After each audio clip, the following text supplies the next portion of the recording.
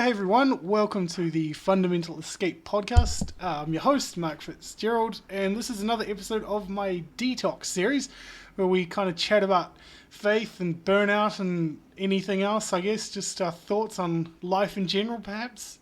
I've got a very good friend of mine with me right now, Nathan Crowhurst. How you doing, Nathan? Yeah, good thanks. Good day, guys. Fantastic. Now, I think we should list your credentials, starting with your role in Lord of the Rings. That's probably a good place to start, maybe. Yeah, all right. Okay, we'll start So, there. you were a hobbit in, was it the first movie, wasn't it? Yeah, I was only in the first one, and I mean, put things into perspective. I was just a background dancing hobbit. It wasn't, But we can a still major explain to thing. people, to the nerdy people, how we can see you. Because isn't it the... Now, if I can remember this rightly, you are one of the first across the screen when the dragon comes down, the big firework, eh? Oh, yeah, that's true. Yeah, that's right. When the big dragon Yeah. fireworks swoops down on the hobbits. Yeah. See, that's how good my memory is, Nathan. Yeah, well done, man. Yeah, and actually, my kids were wanting to know where I was last night, so they looked up on the internet dancing hobbits. And gee, there was some really good shots of me, right over Frodo's shoulder, dancing around and stuff like that. Yeah. I didn't know. I'm right there on the internet. You just look up dancing hobbits and you see me fully. So I don't, honestly, I actually don't know if I ever asked you this. How did that end up happening? How did you end up in the movie? Like, where did you audition? Well, there was an ad on the radio. I didn't hear it, but my brother did, and the ad was actually looking for 40 to 90-year-old short, fat people. And and I didn't qualify in any of that except that I was short. I was 15 at the time. You weren't even fat. Yeah, I know. I was But more qualified than you. good. Nah, you're too tall, man. But That's I true. went along anyway, and they got me to do a funny little walk, dragging my foot and stuff like that, just to see, can this guy follow an instruction, I suppose. And Nice. they said, yeah, fine, we'll take you. So they took me, and Oh, that's great. oh, it was an adventure, man. How It many was an days were you adventure. filming? Oh, it was actually quite a long time. It was several months. Yeah. And it was maybe like 2 or 3 days a week. Over in Matamata at the Hobbit Village, doing a lot of stuff there. And then I spent 2 weeks down in Wellington in the film studios down there, Nice. redoing everything that got done in Matamata because Peter Jackson didn't like the way it had been done and he wanted to do it himself, so he took us all down there. Oh, wow. Wow. Yeah, yeah, it was a trip, and meeting the people and just being involved in the whole experience, more than just being in front of the camera and being an actor, but actually seeing how it all got put together. And Yeah. like at one stage, I got to stand behind Peter Jackson and look at all the monitors he was looking at, and Oh, right. I was right over his shoulder, and he even was saying to me what he was looking for when he was looking at the monitors. He was so approachable. Yeah, that's Um, amazing. yeah, I and would and imagine that you'd have to be approachable to be a director, sort of thing, because you're working with people. People are your job, right? So you'd have to be yeah, a people sure, yeah, person, you know? yeah. You couldn't really be an arrogant prick. No, but you can be an arrogant prick if you're an actor. Yeah, I'm sure you got some It's stories on fine. that too. Yeah, yeah, but I won't get too involved in case Name these big names. No, I'm just international kidding. stars hear this and they're like, oh, that's it. You mentioned my name, and then Yeah, I'm yeah, going yeah, to sue yeah. you. Careful, my But podcast is most of going them, sky high at the moment, so that's you know. right, yeah. Um, But like most of them were really approachable. But yeah, some of them were a bit vain. yeah. Fantastic. So we've known each other for quite a few years now. I think it's fair to say. Oh, well, I was thinking the other day. I don't even know how old we were when we really met. It's really we've known each other all our lives to We some degree. pretty much have, yeah. Yeah, Yeah, yeah, so always good times, good memories. Um, yeah, McDonald's, probably the best memories, I think. yeah. Back in the day, I'm quite glad to be able to put this on record. Was the girl Nikki, the manager, the older lady? Well, I say old, she wasn't old, but there was a young Nikki. The grown-up one, The not grown Nicky up Nikki. Barton. Yeah, The grown-up I'm like Nicky. as if she's gonna ever hear this, but still trying to be diplomatic. She was getting real wound up one day, and it was back when before the tagline from McDonald's changed to "I'm loving it." it was every time a good time. Yeah. And it was still at that time. And she said to, I was trying to badger her for something. She goes, Mark, it's not a good time. And I just turned to her immediately and I was like, Nikki, it's McDonald's. Every time's a good time. Oh, but she got so wound up. I was quite proud of her. Of her. She basically said to me one day, she was like, Mark, you've got a heart of gold, but you're a dick. I've had a few comments to that effect over the years, eh? Those were good times, though, quite really. Funny. I'm starting to become, because I mean, you know me as well as the next person, I think, but, you know, I do have this kind of intense personality at times, and I'm starting to kind of become okay with it, I think. It's quite interesting, but yeah. Well, I think that if you weren't to have an intense personality, you'd end up boring, man. Yeah, I know. Well, it is. I know. It's crazy, personalities right? that make people interesting. It's crazy. So, yeah, we had some funny times at McDonald's. I obviously started the infamous Bible study group that was quite true. Peculiar. Yeah. I put an end to that with a illicit drug consumption. I was going to say, I'm sure it was the only Bible study on the planet where people were just cracking out booze and drugs. Yeah. Man, it was incredible. But I loved it. It's such good memories, quite honestly. I've never felt like I belonged in the church, you know? I've never felt like I belonged in the establishment. Right. And I always valued those times, you know? It was like you and me, and I think it was Nick Jordan was around that time. And Priscilla. Yeah, absolutely. Yeah. Well, it was, man. Those Bible studies in particular, you were free to actually express yourself properly. Yeah. There wasn't the harsh glare of all the other people. That's right. You know, like that comment I made to you about, you know, how would people react in the church if I just pulled out a fucking smoking started I'm glad you brought that up. I was about to say that. It's such a weird memory, but that stuck in my mind. And it's funny because back in that time, I was very fundamental and dogmatic at that time. And it was like... Right. But to hear you say that, it sort of resonated with me in this really strange way where I was like, he's kind of onto something. Like, you were calling out the legalism and the pretension and the fakeness, right? Right. Yeah. Yeah, exactly. It was... Well, I mean, because, I don't know... my sister's a missionary, and she's involved in churches in big cities, big churches, and I had a conversation with her the other day, and she said that it's different in those sort of situations. There's more acceptance of people being different, and I think that a lot of it comes down to the fact that we were in a small town. And when you're in a small town, you're not just another random church member. You're someone's neighbour. You went to school with someone. You're more well known. And there's that small town sort of syndrome. I don't know. Small town, small mind, they say. Yeah. Well, there is that, you know, here in Te Awamutu. Oh, you're sorry, I forget you're still there. But it's like that, you know. You know, you have to stay in your place. You do get frowned upon. You do get judged inside this small town. People know what you do outside of the church. And, you know, I always felt shunned and pushed to the side in these churches here. You know, like I'm saying, I can't speak for church as a whole. You know, my sister says other places are different, but my experience in this little town is that... Yeah. Well, you know, I mean, before we go too far into the conversation, I just want to put my hand up and say, look, I mean, I was part of that establishment at that time in many ways, and I certainly don't want this opportunity to be getting up on a pedestal and, like, looking down on other people, because I was very much in that world, and I mean, I can sort of give different reasons for that looking back. I think when you grow up in the church, as I did all my life, like, it's all you know, right?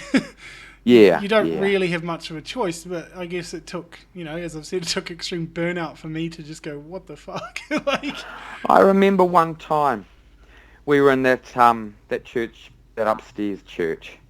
And I don't even know what the conversation was about, but you stood up and you had something to say, and what you said, look, I don't even remember what you said. But it was a good point you were making.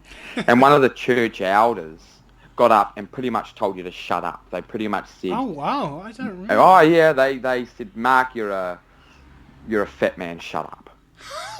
You've got issues with eating. Sort yourself out before you speak." Well, maybe that's deeply repressed inside me. Maybe it is, but it took me back, like, the guy's got something to say. And It wasn't Jason that said that, was it? No, it wasn't. Nah, he would just say, "Shut up." But let's not go there. Oh dear. But it really took me back, like almost as though this guy has no value in what he says because he's dealing with issues. Yeah. And that really. Far out. That's really amazing. Me, Yeah. Honestly, Nathan, that's amazing to hear you recall that, because I'm just like, it's incredible when you look back, I think, at the different things that affect you and the things that stick with you, right? It's totally amazing. Oh man, what do you say to that?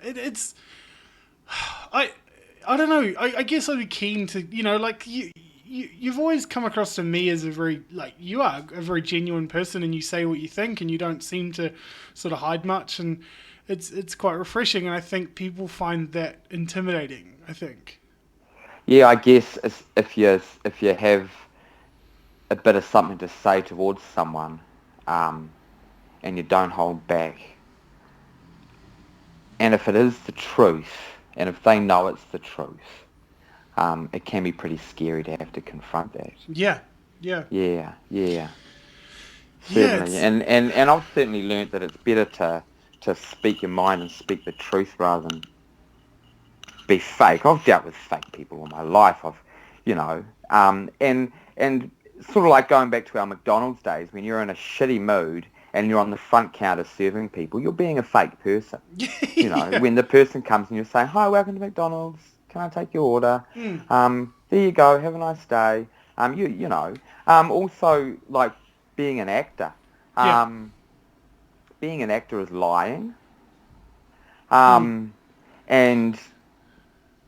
like, to be perfectly honest, I'm good at lying. Yeah. Is that true, Nathan? It's true. Yeah. Oh, yeah. That's not a lie. I was ironically asking that. Well done. And I sort of, one thing that turned me off acting was being around a whole bunch of actors. And all these people that would just put up this fake front all the time. Like, I did a lot of acting in the small theatres in town. And a lot of those people were just fake people too. Yeah. Just putting up their front, doing their act, just not genuine. Yeah. Absolutely. And I think that also part of that is also part of the small town syndrome. See, it doesn't just leak into the churches; it's everywhere inside a small town. Yeah. Where Yeah, it's interesting. I sort of wonder. I mean, I actually had a guy on my podcast. His name's Travis Owens. He's an actor out in LA, and he's a guy that grew up in the church, essentially, like in the south of America, and grew up Baptist, I think, sort of a deal, and ended up moving to LA to pursue acting, and he ended up as basically in a lead role in this kind of faith-based movie. Kind of. Oh, it was actually the guy Ray Comfort, the street preacher guy I used to follow, sort of a deal, and he basically made this movie called Audacity that was kind of diplomatically telling gay people that they're wrong, essentially. In the kindest way possible. And he got a lot of crap for that because, it's really interesting. I think it created some interesting sort of conversation. I mean, he's a guy that's pro-gay marriage, and yet he still took this role, and people kind of had a go at him for it. And he said, if you think that I could have just turned down that role, he was like, you have no idea how Hollywood even works. He's like, I'm not getting offered roles left, right, and centre. Like, he's just a guy trying to build a career. So, I mean, he's a great guy, and not to, it's just interesting, that kind of point that you brought up where people can people can adapt and fit the roles that is suitable regardless of their, even if it's not their conviction, I suppose. Yeah. They It- can. but to go further outside of the world of acting, because most people that listen to this won't be actors, obviously. But I've sort of heard it said that the whole idea that even in real life we lie, even in real life we edit ourselves, and we kind of, in a weird sense, we are all actors in a way, because we choose to say the things we think people want to hear, and we choose to hold back certain things, and we kind of are editing our own lives. I think it's fair to say. Sure. I remember while we were still at McDonald's, and a lot of my life was all that sort of stuff, edited. This is this is who I want to be. Yeah. So I'm going to push towards that as opposed to who am I. Yeah. And true self-expression. And I remember when a lot of crap went on socially for me at a particular time, and it really it shook apart the whole social circle that I was in. Yeah. And it's sort of shone a spotlight on the reality of who I was. And it certainly, it was an upheaval, and it was totally against the who I want to be sort of a thing. But it broke down all those barriers in front of everyone, and just made me who I was. And it was really cool. It was an opportunity for me to sort of stop worrying about the social circle I was in and the image I was trying to make, and really discover who I was. And yeah, man, it was an opportunity because it sort of stripped me naked, Yeah. And then I was able to find who I really was. Yeah, it's funny, I remember, it's just funny what pops into my head, but I remember a conversation I had years ago with Andrew Veal, and I was going through something at the time where I just kind of hit some place of burnout and just being, really over certain things, and I kind of expressed it to him. I was like, I'm just fed up, I'm just wound up, I can't remember exactly what it even was about. But he kind of said to me, he goes, well, man, you were doing a really good job at faking it, kind of thing. It's like, we totally thought you were fine, And I don't know whether that's like people not, really not seeing things or not wanting to see things. I kind of don't know the difference sometimes. Whether we kind of, we edit ourselves, but then we also edit what we choose to see in other people, I think. Yeah. Because we don't want to open up. It's like that kind of surfacey level when you're just like, hey, how are you? I'm good. Oh, fine. What are you doing? Not much. I'm busy, blah, blah. And we just kind of keep everything on the surface. And I wonder, you've always struck me as a person that's always happy to go deep and always happy to open up the deeper subjects of life. Yeah, sure. Yeah. So how does that play out in a world where most people seem to be just kind of happy to just go through the motions? It makes for deeper friendships, and it certainly it allows you to sort the shit from the clay with people. Yeah. There's people that want to go around putting on this fake front, and I think I'm smart enough to see a fake front, and if and look, I don't like bullshit. I don't like I don't like shallow crap, I always, So it certainly allows you to dig deeper and to have more meaningful friendships. Yeah. I always like to laugh about, when Facebook first started becoming a thing, and people that you went to school with would just start adding you randomly. Yeah. And I actually did, because I've done stand-up comedy a few times, actually, and I did a bit about it, where I was basically saying how people who never talk to you at school add you on Facebook and then continue to never talk to you. Yeah. I know, man. It's so brilliant. It's like, that pecking order just kind of emerges again, and you're just like, okay, this is still a thing. This is still happening. It's like, thank you for continuing to reject me. Yeah. But in saying that, Yeah. I've had some people, and again, I'm not going to name names, but I've had at least one or two people that have kind of apologized to me through Facebook about, sorry that I was kind of a dick to you at school and stuff like that. And it's really interesting. Far out. Yeah, it's really interesting. And it was funny. The people that did that were people that I never really thought of as people that were kind of dicks to me anyway, It's quite interesting, but it's funny. It's funny looking back. I mean, how long's it been, man? What's it, 2016? We left school in 2000 was our last year, wasn't it? Yeah, or I might have been a year before that, maybe. Yeah, or I might have when been were you born? halfway You through 82 or you born in 82? 83. Oh, you were born in 83? Yeah. Oh, right, yeah. right. You're younger. Huh. Yeah, a little bit. Interesting. But we were in the same year at school, though. Yeah, we were. That's right. Yeah, because I was born right at the start of 83. So, on the subject of school, I wonder, what do you reckon is the biggest lesson you learn as soon as you get out of school? Like, when you go into, you're in this environment where you've got the popular kids and you've got the funny kids, or whoever, everyone's in these little groups, and as soon as that's all over, it's kind of it's like a shell shock, right? It's funny. It's funny when you meet people like that were the cool kids that wouldn't really talk to you, and you meet them outside of school, and all of that's broken down around them, and all of a sudden they're willing to talk to you. Yeah. All of a sudden, I think friendships are worth more outside of school, because inside of school there's so many people around it that you can just pick and choose who you sit down with at lunchtime, Yeah. Yeah.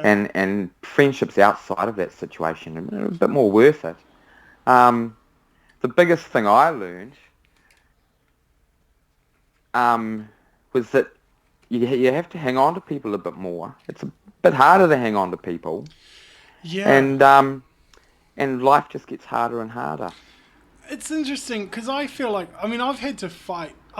In my friendships, I feel like I've always been the one that's more loyal. Like, I've always put more time and effort into staying connected. Yeah, sure. And yeah. sometimes I kind of scratch my head and I go, why am I doing this? This is too hard. Like, why am I trying infinitely more than this other person? Yeah. It's quite funny. But yeah, no, it's funny. It's really interesting. Well, that's true. I know that that for a long time we hadn't even spoken, and it was you that reached out to me. Yeah. Yeah, it's point true. proven. No, just kidding. Yeah, oh yeah. No, no, look, I the totally, thing is, dude, that. you've got a family. I'm still a single dude, man. I've got so much time on my hands. It's insane, Right. So yeah, that is true. I don't look. I've learned to put it in perspective, and I don't take my friendships for granted. And I actually said this to a guy on my podcast. I said I'm not the kind of person that has like 200 friends. I'm the kind of person that has like 5 really good friends. Yeah. Right. So, yeah. Same. And I wouldn't have it any other way. I really wouldn't. And even with this whole sort of podcasting thing, we are gaining some traction and getting a fair amount of people listening. But I'm certainly not famous or anything yet, I guess. But I guess I was keen to ask you, because I know that you have listened to a few of the podcasts I've done. I just wonder if you had any kind of general thoughts, as being someone that knew me kind of back in the day, and you kind of know where I've come from. I just sort of wonder what your reflections are. Look, to be honest, I haven't listened to a whole heap of them. I listened to them early on when you were first putting them out there, when you were the Marky Mark podcast. Oh, yeah, nice. Yeah, like they got to mention. Yeah. One of the original fans. That's true. Yeah. But I remember having a conversation with you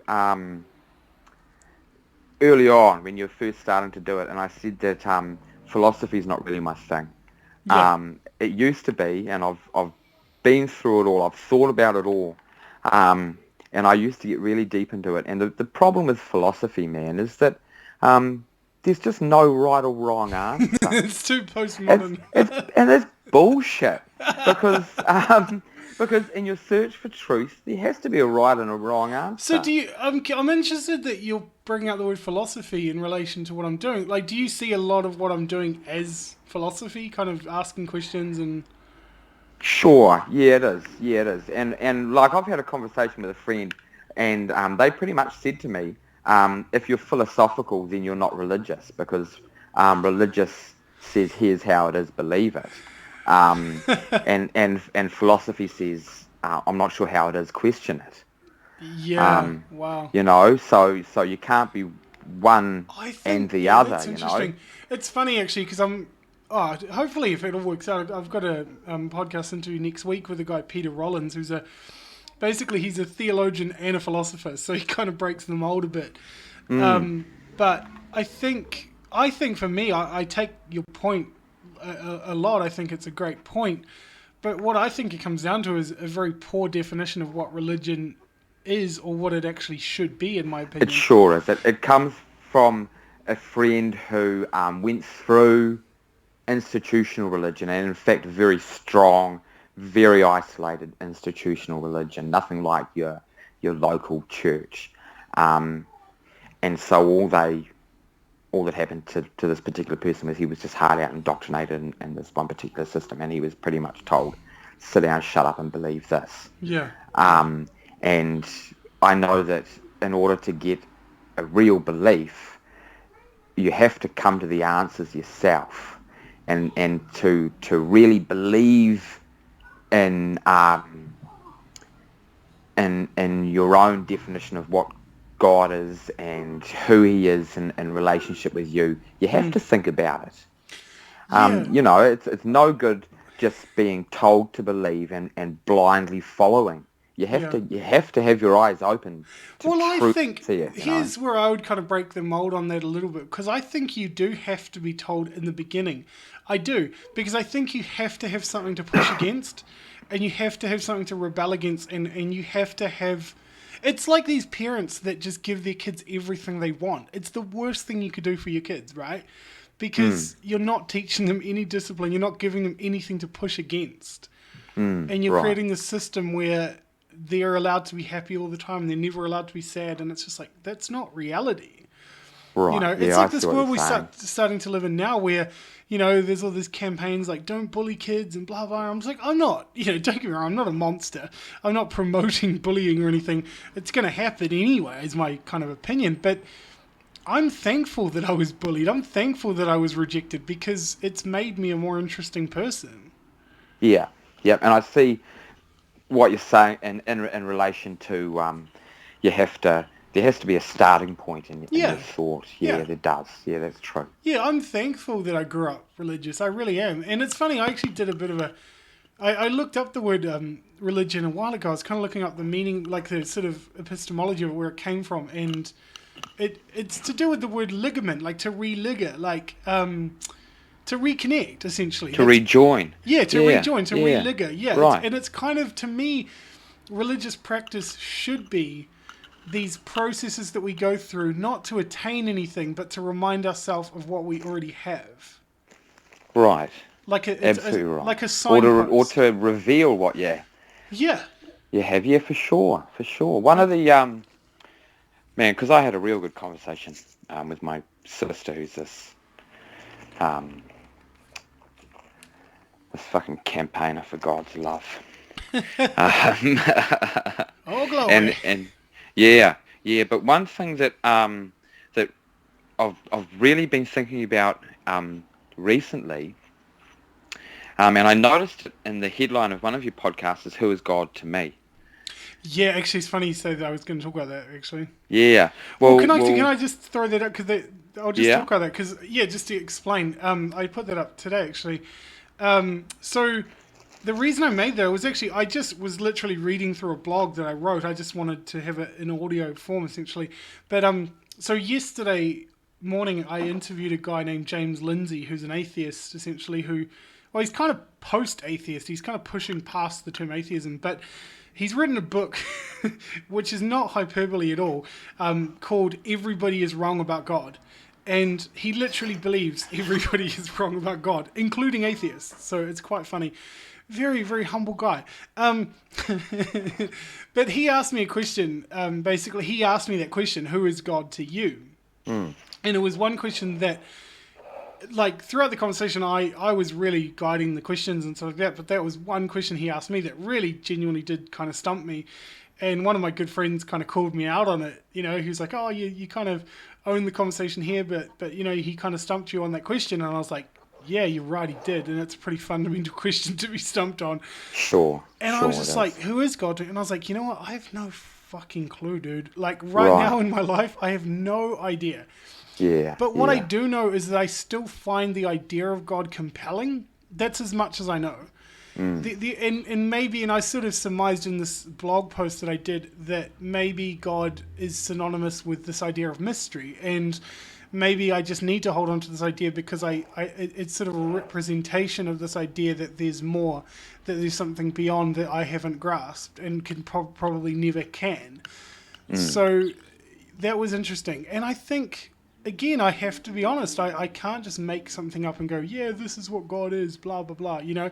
But at the same time, I can't bring myself to throw it all away for whatever reason. And perhaps that is just an emotional thing, as people kind of accuse religious people of. Sure. I know that in church growing up, God was a mystical person. He was a mystery that was distant from me, certainly. Like, I can't speak for everyone else, but I'm pretty sure that it was fairly the same for everyone else, that we pray, "Dear Lord, who's up in heaven, who's far away from us, have pity on us, give us some shit that we need, and look after us and make us cushy, please." It's a paraphrase of the Lord's Prayer. That's pretty much it. Dear God, give us some shit that we need. Yes. Yeah, and take the bad shit away. Thank you, God, who's far away and omnipotent. And really recently, I've started to think, well, hang on a minute. God's actually closer than that. God's, you know, like often in the scriptures and even in the church indoctrination, they talk about God the Father, right? Yeah. And really recently, the last week, I've sort of decided I'm going to take away that impersonal word Father, which is pretty impersonal, and I'm just going to put the word Dad, God the Dad. Ah, that's amazing. And it changes the whole concept of how you see it. Yeah. In the morning, I spend several hours milking the cows. I'm all by myself. And so every morning I sort of go through this process of saying, God the Father, who's distant and powerful, please look after me today and give me the shit I need. And more recently I've switched that, and I've started to say, hey Dad, what's your plans for today and how do I fit into it? That's fantastic. I love that. Yeah. I love that. It's funny, I've had conversations like that on my podcast actually where there's a guy who wrote a book called The Shack, and the main character's wife had her pet name for God was Papa, you know. Oh yeah. And so you sort of reminded me of that, and then this other woman I spoke to, actually, it's just interesting because the whole thing of language and just even how changing the words sometimes can really make a difference. Yeah. This woman Reba Riley, who basically she's brought out this book called Post-Traumatic Church Syndrome. And as soon as I heard the title of that book, I was like, I need to talk to this lady. But so she kind of went through this evangelical burnout and spent a number of years away from the church, and then found herself kind of coming back. And she goes through in her book and talks about how, like, she said the word God became such a heavy word for her. So she came up with the term Godiverse, which I thought was beautiful. So she said, because it's like, you know, you get this kind of mystical new age idea of, the universe, right? She said God seemed too heavy and too weighty sort of thing, but the term universe seemed too distant and disconnected. So she kind of just combined the words and just came up with this phrase Godiverse. Yeah. And I thought that was just amazing, and it is helpful to kind of reframe the narrative sometimes and to reclaim the language, and because words really do become kind of embedded in our psyche, and they have meaning, and it's like, all the kind of heaven hell language and the judgment and fire and all that stuff. It's like, Oh, words are powerful, man. From the mouth comes life and death. yeah. Yeah, man. Words are really powerful. And the institutional church loves using powerful words to make God omnipotent. Yeah. And if you break it down into real relationship words like, dad or papa, it makes things more intimate and less, it makes you less insignificant in his eyes, in your perspective, so that instead of making the prayer, oh, you are, that Monty Python prayer, you are so big and I am so very, very little. It changes things there so that, and I guess I'm at an advantage because I have 3 kids. Yeah. So it's almost like having the 3 kids, I can see things from God's point of view, where just because there's 12 billion of us on the earth, or I don't know how many billion there is, but there's billions of us, well, because there's maybe 7, maybe 8, there's billions of us, right? So how insignificant are we if we look at that? But I know I could have 1 billion kids and know them all. I have 3 kids and I know them all intimately. Yeah. And I know that he's pretty skilled. He knows us all intimately. Yeah. And so we have to establish and understand this intimate relationship that's going on. And so I was thinking earlier on today, with that whole buzz about oh Lord, give us the shit we need. Imagine if one of my kids moved out of home, and the only time I ever saw my child was when they pulled up on the driveway, stood outside the gate, and said, "Hey, Father, you got $20?" I wouldn't give them the fucking $20. Yeah. But if the kid came and knocked on the door and spent the day with me, and we were just friends, there would be a different relationship going on there. Yeah. And the church doesn't really encourage that intimacy. It's like almost they don't believe you have it in you to be intimate with God. Yeah. Wow. You've got to pass the goodness. standard, And if I was to stand up and say, "Hey, God told me to say this," they would get fucking frowned upon. I hadn't been to church for years and years and years. Man, and I went to this other church in town. And it was a church that I used to go to when I was just really young. It was the Assembly of God in town here. And it was the first church that I grew up going to. And while everyone was having this sort of gather and greet buzz, I went and just sat on the stage and just sat down on the front step of the stage and just looked out at the church and thought, wow, I remember being here when I was a kid. Next thing, the pastor gets up on his podium and says, "Everyone get back in your seats." And he was looking at me, "Everyone get back in your seats." He didn't want me up near that stage. Wow. Yeah, and that's because there's egos involved in these institutional churches where Jesus is supposed to be the head of the church, but that the pastor wants to be. Yeah. And if you have an intimacy with God that challenges the pastor's authority, and that's a problem for the pastor because he's got an ego. You're breaking the mold. That's interesting, man. That's such a profound point that you just brought up about intimacy. That's incredible. That I've honestly never had that thought. I was like, wow, that's incredible that other people can be intimidated by our sort of journey into intimacy with God, because it does kind of go outside the system of religion. Yeah, it sure does. Yeah, because it says, "I don't need you. I don't need you, that man who It sort of makes me think of the whole Matrix thing, with Neo, when he kind of breaks out of the mold and he kind of realizes, like, these are just bullets. Like, what are they? Like, who cares? I can just say no to these bullets and kind of break out of this prescribed narrative that's trying to tell me, It's man, it's interesting. It's it's really interesting. I know you did listen to that podcast I did with that guy Milo, didn't you?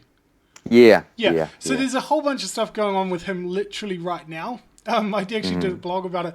So there's a whole debacle with Twitter, and they basically banned him for sort of half an hour a few weeks back, and then for some tweet, and he had to delete some things, and then they de-verified his Twitter account, which basically is the worst thing they could have done. Like, it's just like they let him keep using the platform, but they just took away his little blue sticker. It's so bizarre. So bizarre. We do not endorse him. So this hashtag, which was Je suis Milo, which obviously means I am Milo. Probably don't have to tell you that. But, it was trending worldwide. He started trending worldwide. He was number one in America, Canada, and Germany for like hours.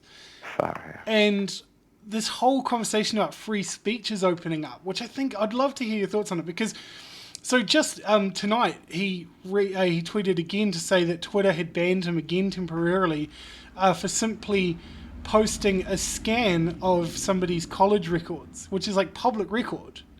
He's like, Twitter are literally stopping journalism right now. This is insane.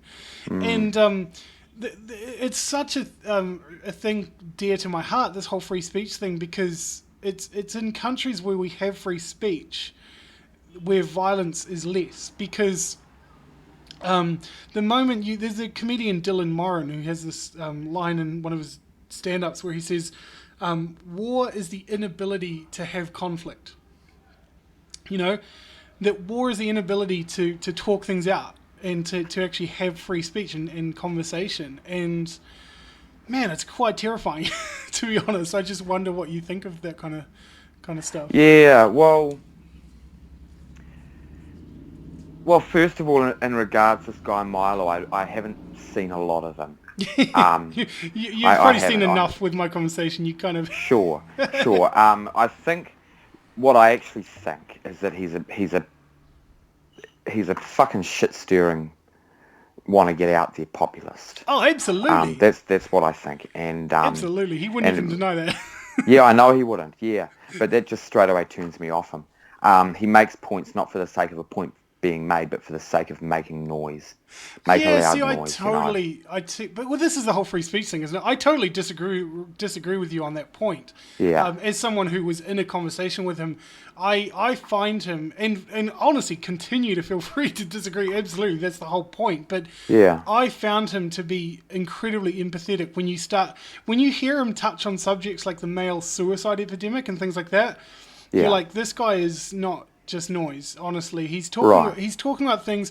And if I mean, shameless plug, I guess. I told him to, in the conversation, I'm a huge fan of him. But and he's been I know, and he liked you immediately after that. He thought you were fucking great then. But but look, that's all I know of him. No, that's fine. I haven't heard guess what I was trying to say was a lot of his stuff. Yeah, no, absolutely. But I would encourage people to give him a second chance, because even if you disagree with him, I think we need to fight for the right for free speech. People need to be able to have conversations. Sure. People need to be able to disagree. We need a world where we can have a conversation like this and disagree with each other. Sure. Yeah, absolutely. So, yeah. And I think if Twitter want to be this open format for communication, then they shouldn't get involved at all. Yeah, well, the thing is, I don't know lots of details about what Twitter have said, but apparently Twitter have come out a number of times and said, we want to be this platform for free speech and blah, blah, blah, and they're just not demonstrating that in practice, and their stocks, it's not even a secret, but their stocks are going down. It's crazy. Yeah. So, but yeah, no, it's totally interesting. But I'm just wondering, is there anything else we want to cover? Any thoughts that you want to dive into at all? I'm really not sure, man. No, that's cool. It's been a good conversation, man. Maybe we should just wrap it up. Okay. Thanks it's fine. So much for jumping on the podcast, Nathan. It's been awesome. I was genuinely looking forward to this, man. It's amazing. Oh, it's been a lot of fun. Awesome. Thanks yeah. for listening, everyone. Maybe when we grow a little bit more, we can do it again. Absolutely. And see where our growing has taken us. You'll be backed by popular demand.